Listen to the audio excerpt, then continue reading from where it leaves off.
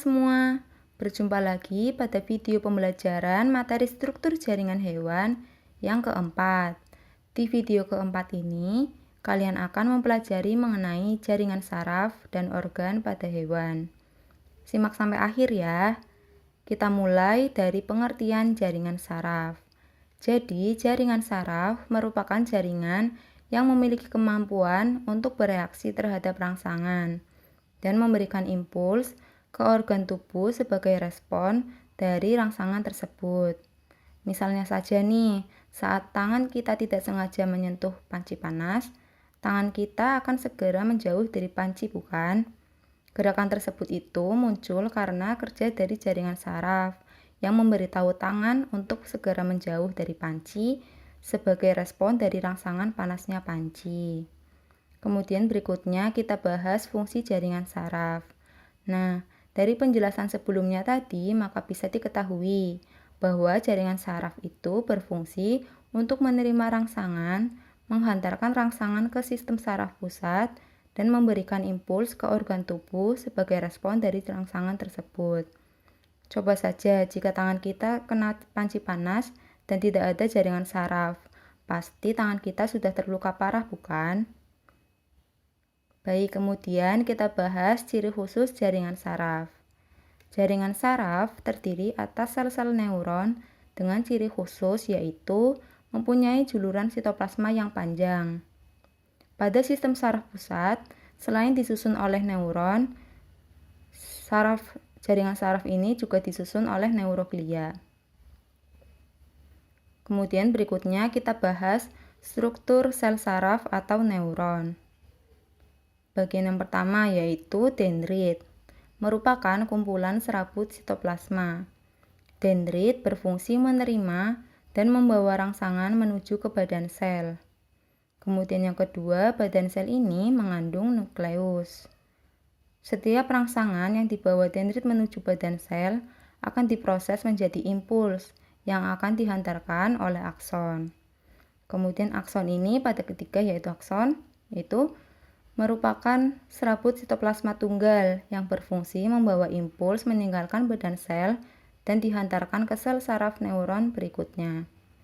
Kemudian yang keempat, sel Schwann, yaitu sel penyokong yang menyelubungi akson. Kemudian yang kelima, yaitu ada selubung mielin, merupakan membran sel yang meluas dari sel Schwann. Kemudian yang keenam, ada nodus Ranvier, merupakan daerah yang tidak dilindungi selubung mielin antara selubung dari sel Schwann yang satu dengan selubung berikutnya. Kemudian yang terakhir yaitu ada sinapsis, merupakan daerah pertemuan antara ujung akson yang satu dengan dendrit neuron berikutnya. Berikutnya kita bahas mengenai jenis-jenis sel saraf. Ada 3. Yang pertama, neuron sensori, merupakan neuron yang menyampaikan rangsangan dari organ penerima rangsang kepada sistem saraf pusat. Kemudian yang kedua, neuron intermediate. Neuron ini merupakan neuron yang menjembatani antara neuron sensori dan neuron motor. Kemudian yang ketiga, neuron motor, merupakan neuron yang mengirimkan impuls dari sistem saraf pusat ke otot dan kelenjar yang akan melakukan respons tubuh. Berikutnya kita bahas organ pada hewan. Jadi organ merupakan bagian tubuh yang tersusun oleh beberapa jenis jaringan yang saling berkaitan satu dengan yang lainnya. Begitu juga dengan organ-organ. Organ juga akan berkaitan dengan organ yang lain dan membentuk sistem organ. Sekarang kita ambil contoh misalnya pada organ usus halus. Usus halus berfungsi untuk mencerna dan menyerap sari-sari makanan. Usus halus terdiri atas beberapa jaringan yang berkaitan antara lain ada jaringan epitel, jaringan ikat, jaringan otot, dan jaringan saraf yang masing-masing memiliki fungsi tertentu. Kita bahas satu persatu. Dari jaringan epitel. Jaringan epitel pada usus halus yaitu epitel silindris selapis. Jaringan epitel pada usus halus ini berfungsi untuk menyelubungi villi dan mensekresi mengeluarkan mukus.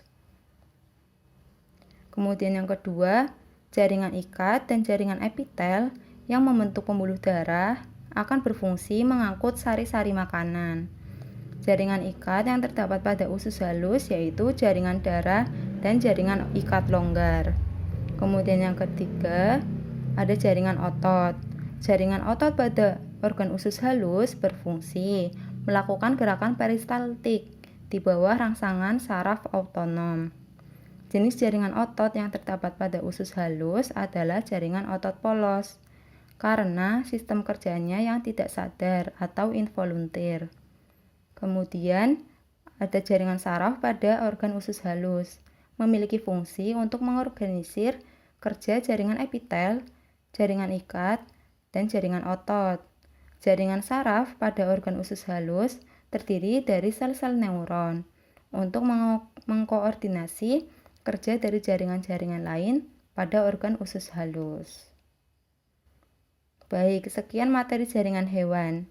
Saya harap kalian semua bisa memahami dan dipelajari secara berulang ya, sehingga kalian bisa menguasai materi ini. Terima kasih, sampai ketemu di kesempatan berikutnya. Dadah!